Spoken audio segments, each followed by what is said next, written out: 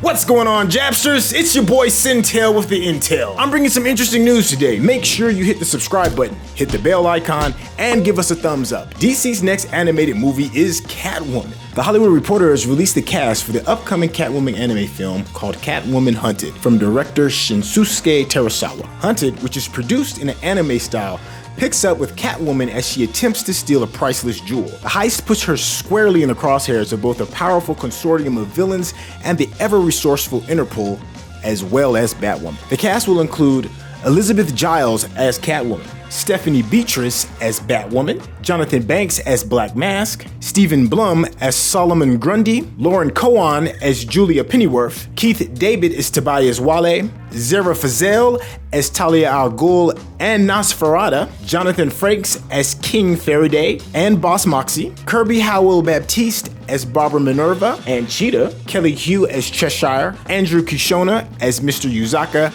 and Domino 6, Eric Lopez as Domino 1, Jacqueline Obrados as Ladama, and Yan Wan as Dr. Zen. The project is currently in development at Warner Brothers. If you love everything about family, then you'll be happy to know The Road to the East, Fast and Furious 10 has a release date. Universal Pictures has set a release date for the 10th installment of the Fast saga. The Justin Lin directed vehicle will arrive April 7th, 2023. Star Vin Diesel previously revealed to Entertainment Weekly that filming would commence in January 2022, with there seeming to be a possibility of Fast 10 and 11 being filmed back-to-back to wrap up the billion-dollar series. Vin Diesel states on Entertainment Weekly, just wait for 10. Let's just say the fact that you guys know that the studio is saying we can't cover all this ground that needs to be covered in just one movie. You can only imagine what is to come. It's expected that the usual suspects like Diesel, Michelle Rodriguez, Jordana Brewster, Tyrese Gibson, Chris Bridges, and Sung Kang will return, but two of the biggest Fast stars have been either non-committal or committed to being done. New guy John Cena told Entertainment Weekly ahead of Fast 9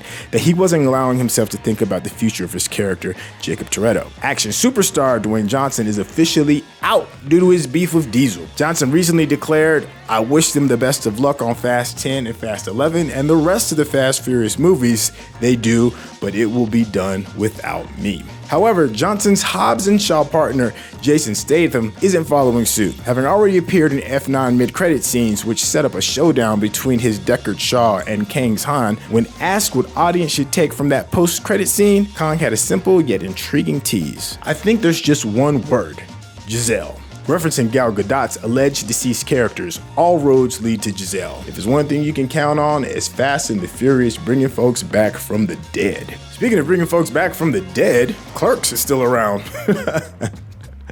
Right. So Kevin Smith's Clerks 3 shared a couple of photos with us. An official first look photo for Clerks 3 reveals the employees of Quick Stop back behind the counter, even though they're not even supposed to be here today. So Vanity Fair shared the image of the reassembled cast from the original Clerks movie and its 2006 sequel, offering fans a fresh look at Elias, Dante, Becky, and Randall lined up shoulder to shoulder in their respective work uniforms at the Quick Stop convenience store. Writer-director Kevin Smith previously revealed that the story of the threequel would, at least in part, be inspired by his own life experiences, with Randall emerging as the main character after suffering a life-threatening heart attack in the movie, very similar to the near-fatal heart attack that Smith survived in real life back in 2018. Smith states, "The film is predicated on the idea that Randall survives a heart attack, a massive heart attack, quite like I did, and then winds up, deciding that he's wasting his life. But before he dies, he wants to memorialize himself. He wants to make a movie, so our boys essentially wind up making Clerks. Clerks 3 will be shot in color, with the exception of the home movie that Randall sets out to make. Smith reveals that Randall's movie is called Inconvenience and that it will reshoot key moments from 1994's Clerks in black and white, replicating the style of the franchise's first title while differentiating the movie within a movie scene from the rest of the film. The filmmaker also made a concerted effort to not hide the fact that the cast members have aged along with their characters. Smith says, "It's definitely a movie about people who try to be young while being old. All of us are in our late 40s, if not 50s. And you'll see the progression. We don't hide the age. We don't Hollywood it up. We all look as old as we look." Clerks 3 is currently shooting in New Jersey, but the film is yet to receive a release date. Jason Mewes and Smith will be reprising their role as Jay and Silent Bob in the new installment, following the pothead pair's lost cross-country mission together in the 2019's Jay and Silent Bob reboot.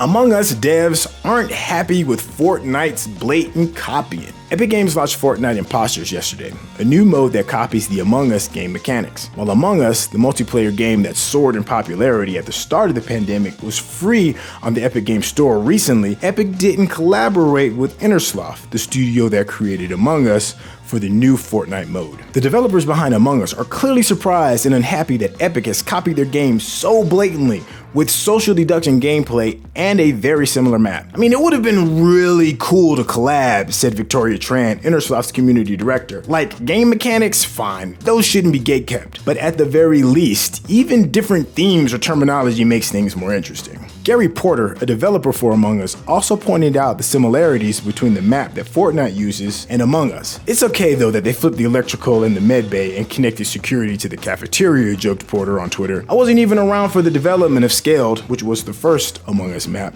and I'm still kind of offended. Caleb Underwood, another developer on Among Us, tweeted and deleted what he referred to as spicy tweets before then inviting other game makers to collaborate with Among Us instead. Kotaku also spotted that Adrian Wallach, a programmer at Innersloth, also shared a comic about the theft of art online.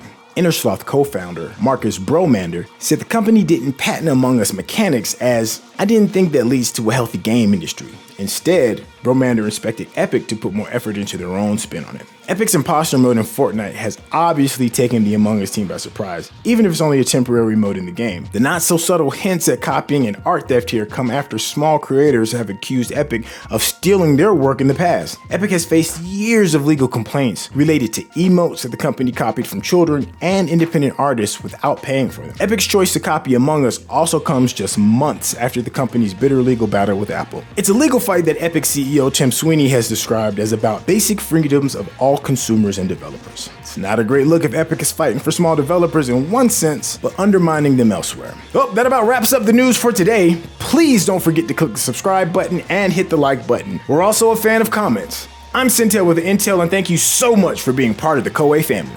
Talk to you later. Peace out.